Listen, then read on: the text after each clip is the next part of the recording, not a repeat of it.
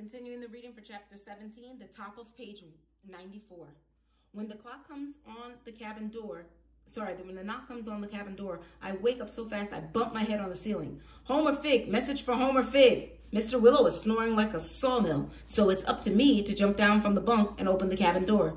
A ship's steward stands in the passageway. He is wearing a funny little hat that buckles under his chin and a smart uniform with gold stripes running down the trousers, and tight little shoes polished like black mirrors, and clean white gloves on his elegant little hands. His little eyes are as cold as chips of black ice.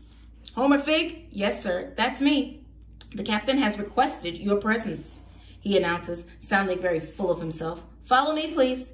If the captain wants to see me, I must have done something wrong, but I can't for the life of me think what that could be, since so far I've been in the cabin the whole trip looking out for poor Mr. Willow. Still, when the captain of a steamship gives an order, you'd best comply. So I tuck in my shirt and follow the steward as he marches smartly through the dim passageway and out to the open deck, where the smell of salt and sea wakes me up, makes me all the way up. The steward gives me a stern look, then takes a thick brass key from his pocket and locks the passageway door behind us. Where's the captain? I ask. In his cabin, fast asleep, the steward says, pocketing the key.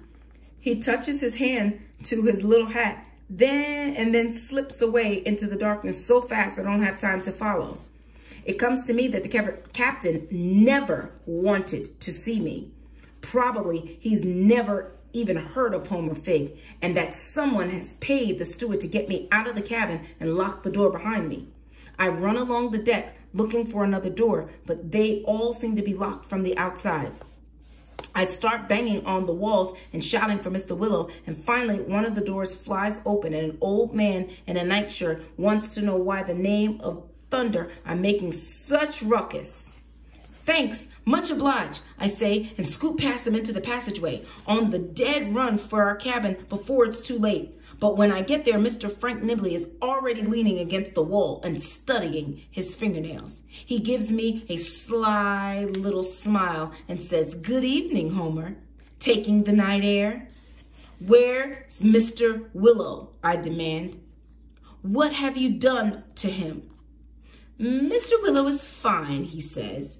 "Mr. Willow is dandy." Before I can get around him, the cabin door swings open and out steps the Reverend Webster B. Willow in his best fur coat with Kate Nibley draped on his arms. "Mr. Willow, are you okay? Have you still got the money?" The clergyman has this goofy look on his face, like he's not sure whether he's in this world or the next, but whatever he is, he's happy there, like he's been hit on the head with a wooden mallet and likes it. "The most amazing thing has happened," he announces, patting her clever hands. "I am to be married. Mrs. Nibley and I are engaged to be married."